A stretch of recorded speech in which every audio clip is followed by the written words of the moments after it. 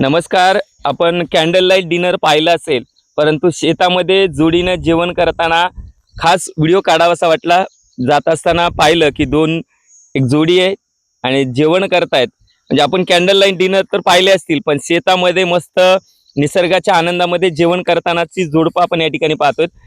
ताई, कसं वाटतं तुम्हाला जेवण करताना? तुम्ही रोजच जेवण करतात ना, आज तुमच्यासाठी मला तरी वाटतं स्पेशल. आम्हाला वाटतं की तुमचं जेवण स्पेशल आहे. तर कसं वाटतंय तुम्ही सोबत शेतामध्ये जेवण करतायत? आम्हाला लय भारी वाटले. आम्ही रोज जेवण करतो शेतात. रोज शेतात करत म्हणजे हा आनंद, शेतामध्ये जेवण करण्याचा आनंद तुम्हाला रोजच आहे, बरोबर ना? हो. हो. काय म्हणता तुम्ही? काय सध्या काय काम चालू आहे? काम सध्या भुईमुग उपटवलं आम्ही. बरं बरं. हो, आपण पाहिलं हा, बोला बोला.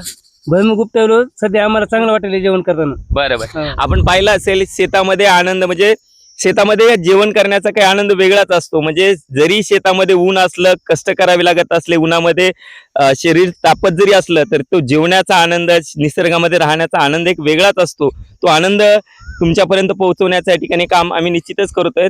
आपण आमच्या आजीसोबत बोलूयात. आजी, काय शेतामध्ये सध्या काय भुईमुग उपटण्याचं काम चालू आहे का? हो, भुईमुग उपटून झाला. आता शेंगा काढायला घेतल्यात. बर. मग आता शेंगा काढता काढता भूक लागली, जेवण करायला सुरुवात केली. कुठलचं आहे? तुमचं नाव सांगा आणि गाव सांगा तुमचं. भारती सुदाम लाटे, राहणार मी आहेर बोरगावची, बर तालुका सेलू, जिल्हा परभणी. बर.